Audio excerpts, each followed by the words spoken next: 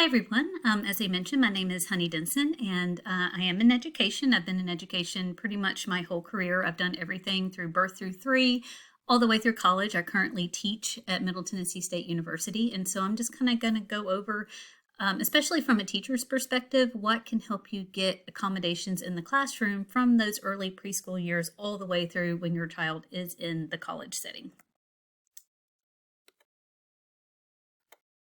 All right, so starting young, that's going to be the most important thing. Many of our SDS children present with delays early on. A lot of them with language delays, a lot of fine motor, gross motor, whatnot. If you feel as though your child is not meeting milestones, you can ask your pediatrician for a referral to your state's early intervention program. And honestly, they might kind of pick up on it themselves, especially if you feel like your child has a low tone or whatnot. And here's the thing, like, even if you feel like they're under the age of 1 and they're not really meeting their milestones, but they don't quite qualify for early intervention yet, you can ask again. My own son, Luke, I don't think he really qualified for early intervention until he was about 2.5, when his language delays kind of got to the point where we were able to get him services. So even if you don't get them right away, you can always request that they're tested again. So, and if they qualify, and qualifications can vary from state to state, they will receive what is known as an Individualized Family Service Plan, or an IFSP. And this will enable them to receive therapy services for free through the state. They might also have, like my son with Down syndrome was able to attend a program at Middle Tennessee State University that was kind of like a preschool. It was a baby's class, and it was really, really helpful for him. But when you have an IFSP, it really helps make it easier to obtain an individualized education plan, or IEP, and accommodations once they start school. So let's get to the school setting. So tips from a teacher, because as I said, teacher at heart, taught K-12 as well. Tips, these are just, teachers are learners and researchers at heart. And so, but the thing of it is, there are hundreds of medical conditions and learning disabilities that we could possibly encounter, and we don't know about all of them. And even the ones we do know a lot about have a spectrum of symptoms, not, and we see this in the SDS community is, some kids suffer from neutropenia their whole lives and are Neupogen dependent. Like my Luke only had about a neutropenia when he was a baby and actually had normal neutrophil counts up until the point where he developed myelodysplastic syndrome. So some kids need enzymes, some don't. I mean, so every disease, every learning disability that you encounter has a spectrum. And so you can't expect a classroom teacher to know exactly what's going on with your child, because I can say, oh, my son has autism. Well, that can mean a wide range of things. It can mean everything from that they're completely nonverbal, not potty trained at 8, whatever, to being extremely high functioning and can tell you everything there is to know about Apple computers. So it's really important that you have good communication with your teacher. Let your educators know from the start of the school what your child has and how it impacts their learning, and also how it impacts their ability to function in a classroom environment. Even if you don't qualify for an IEP or 504, when you have that good communication, it can help your teacher know, hey, they might not have an IEP or 504, but if I make this accommodation, it's going to make my life easier. I had a lot of students that did not have IEPs or 504s, but I worked in a school where there was a lot of abuse. I hate to say that, it's really horrible. It really was.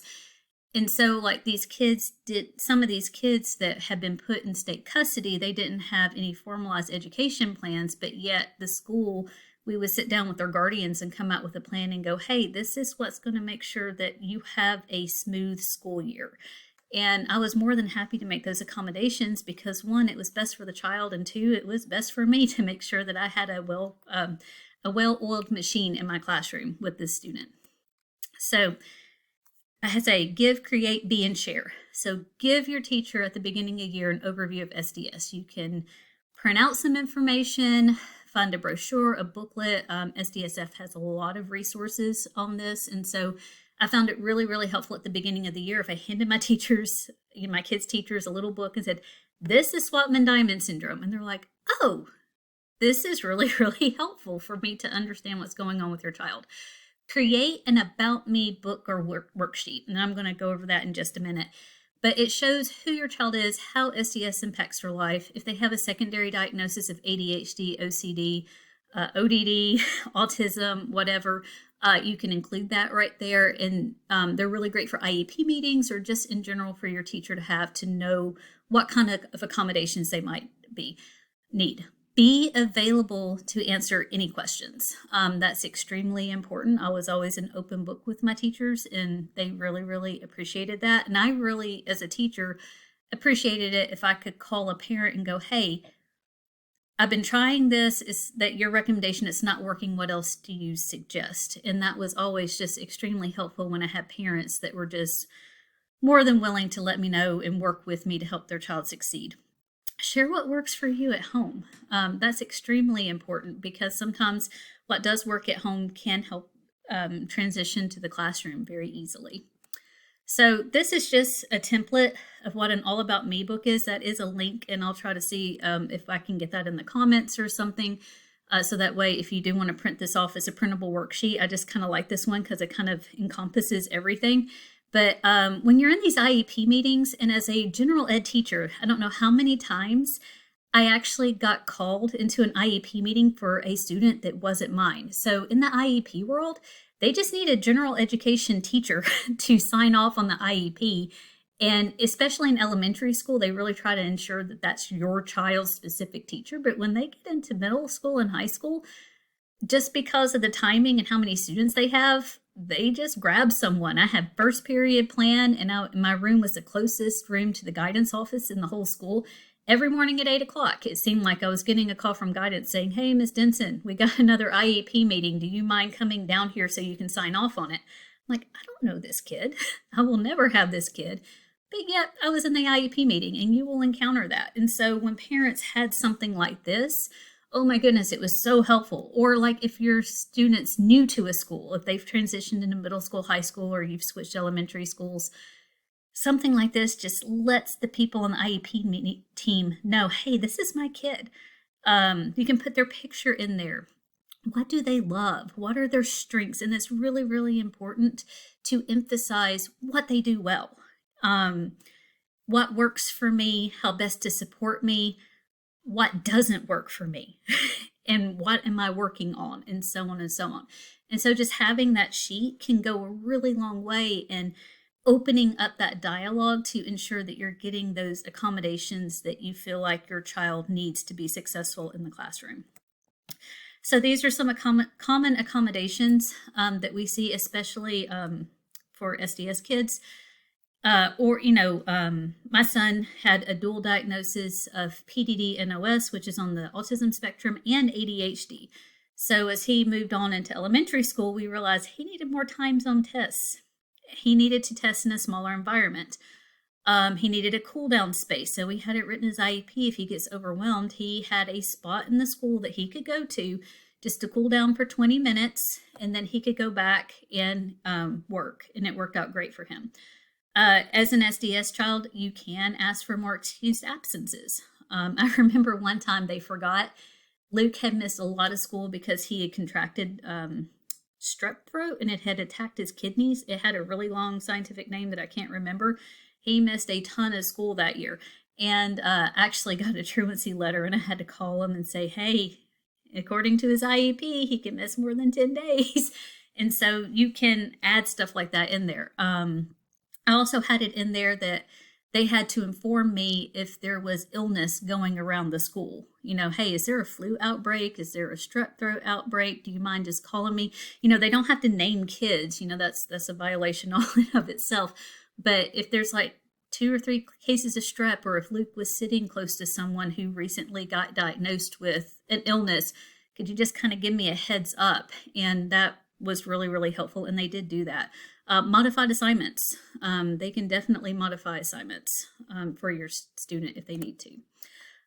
If the accommodations are listed in an IEP or 504, they must be followed. If they are not, you are an equal member of the IEP or 504 team, and you can call a meeting.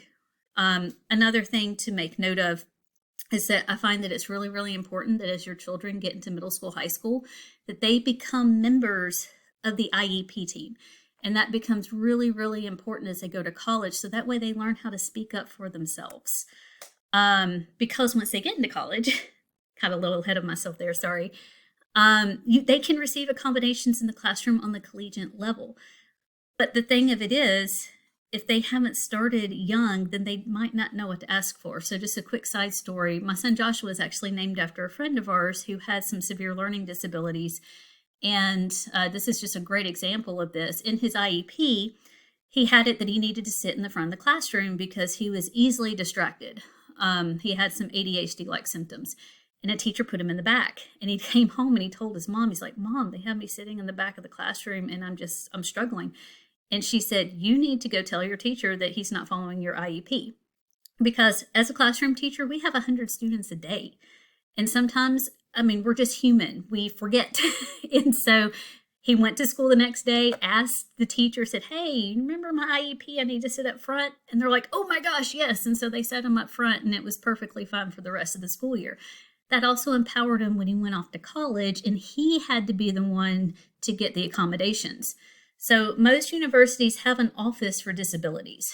Before classes start, you can do it after, but before classes start, your adult child will have to be the one to contact them to set up those accommodations. Mama and daddy can't do it. There is a law called FERPA, and I can't talk to my students' parents on the collegiate level, because that's a federal law violation. I could get in huge trouble if I divulge. I can't even acknowledge to the parent that I have the child in my classroom. Not a child, they're actually an adult. But so that's why you need to start empowering them young, so that way they can get those accommodations in college. So the office, once they fill out the forms and get the accommodations laid out, there's a person that they will work with. It might be helpful if you bring a copy, send them with a copy of their last IEP. And that would be really, really helpful for the people in the office, just to kind of know, hey, this is what I need to do to get these accommodations. They will email the instructor. I get an email at the beginning of the semester and I have to check off saying, hey, I checked and these are the accommodations the student needs. But I also have found that my students, a lot of them will reach out to me first. Like they'll email me before the semester begins and go, hey, I'm so-and-so. You're about to get a list, an email from the Office for Disabilities. These are the accommodations that I need. I'm just giving you a heads up. And that is so helpful for me when it comes to planning, because it lets me know right off the bat, because sometimes the Office for Disabilities, they try their best, but sometimes I don't really get the email until right about the time classes start, or maybe even the week classes start, depending on if we have a late enrollment. And it lets me know, hey, these first few assignments, I might need to modify it a little bit.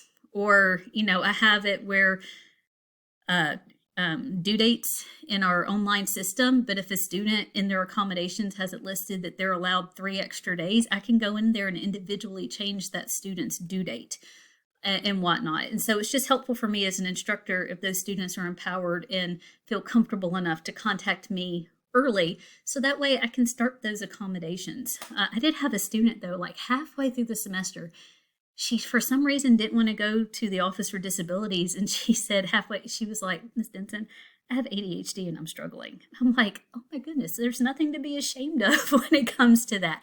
What do you need? Here, go to the Office for Disabilities, but tell me what you need now so we can work on this moving forward.